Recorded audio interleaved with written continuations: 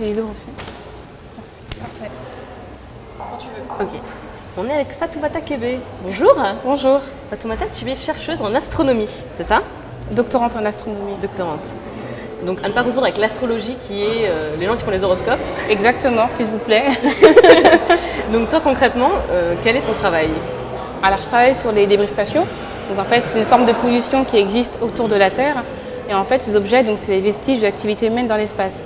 Parmi ces débris, on retrouve de vieux satellites, des morceaux de panneaux solaires, des vis, des écailles de peinture, etc.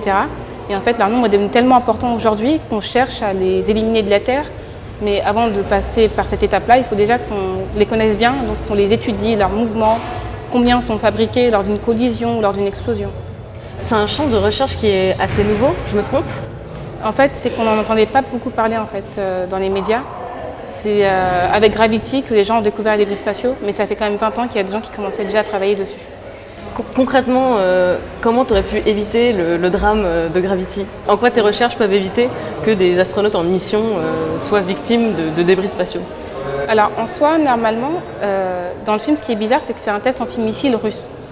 Normalement, avant de faire leur test antimissile, ils ont accès à une carte, ils ont la technologie qui leur permet de vérifier depuis le sol les satellites ou les objets qui sont autour de leur satellite. Donc ça m'étonne qu'ils fassent ce test antimissile en sachant qu'il y a l'ISS qui est à côté.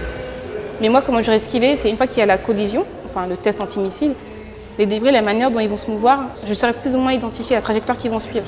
Parce qu'en fait, d'un coup, il y a une collision, ils vont avoir une vitesse très importante, mais ça va freiner avec le temps, et après, ils vont avoir plus ou moins une trajectoire constante. Et Sandra Bullock ne le savait pas dans le film.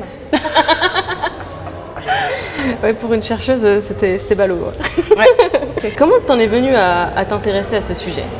Alors, je suis partie à la NASA il y a quelques années où j'ai suivi une formation intensive de l'International Space University et on a eu un cours sur l'environnement spatial qui était donné par Rudi Guerrian de l'Agence spatiale européenne et c'est lui qui m'a fait découvrir la thématique des débris spatiaux. Et j'étais contente parce qu'en fait, à l'époque, je voulais un peu aller vers tout ce qui touchait à l'environnement, mais en même temps, je voulais rester dans le spatial. Et les débris spatiaux, en fait, c'était la combinaison parfaite des deux. Tu t'étais définie à la WeTalk de l'année dernière comme femme des ménages de l'espace. Mais j'ai l'impression que c'est un peu plus compliqué que ça. En fait, femme des ménages dans l'espace, c'est pour rigoler. En fait, c'est pour attraper les gens et faire en sorte qu'ils s'intéressent aux débris spatiaux. Mais en soi, c'est plus compliqué que ça, effectivement, parce qu'il y a un gros travail de modélisation, de calcul, d'écriture de nouvelles théories adaptées spécifiquement aux débris spatiaux. Tu l'as dit, il y a un enjeu de sécurité pour les gens qui sont en mission dans l'espace, mais aussi un enjeu écologique. D'une part, parce que ces débris peuvent aussi retomber sur Terre. Pour l'instant, il n'y a pas eu de victimes humaines recensées, mais ça peut retomber sur Terre. Et aussi, du coup, leur nombre devient tellement important qu'à un moment donné, on ne pourra plus envoyer un objet depuis la Terre vers l'espace, tellement le risque qu'il rentre en collision avec un débris sera important. J'ai lu que tu avais fondé une association, c'est Éphéméride, c'est ça? Éphéméride. Est-ce que tu nous en parlais un petit peu? Alors, Éphéméride, à la base, c'est une association pour donner des cours d'astronomie au grand public. Et en fait, après WeTalk, j'ai été sollicitée par des enseignants de collège, surtout de quartiers défavorisés, pour pouvoir parler de mon parcours.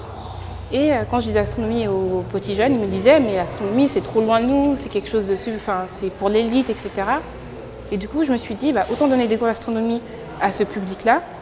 Et en fait, comme ça leur permet de démystifier cette matière. Et en plus, ils prennent confiance parce qu'ils se disent « purée, je suis capable de monter un télescope, de pointer vers une planète. » Et donc voilà, c'est ce que fait actuellement l'association Éphéméride. Et justement, pour toutes les filles qui nous regardent sur Mademoiselle, tu leur donnerais quel conseil si elles ont envie de s'intéresser à l'astronomie mais elles ne savent pas par où commencer? Google, astronomie. Il y a plein de sources, il y a plein d'endroits où elles peuvent aller pour se renseigner. Elles peuvent aller sur le site d'observatoire et à la limite contacter un astronome pour parler avec lui de son parcours et savoir ce qu'il fait plus ou moins.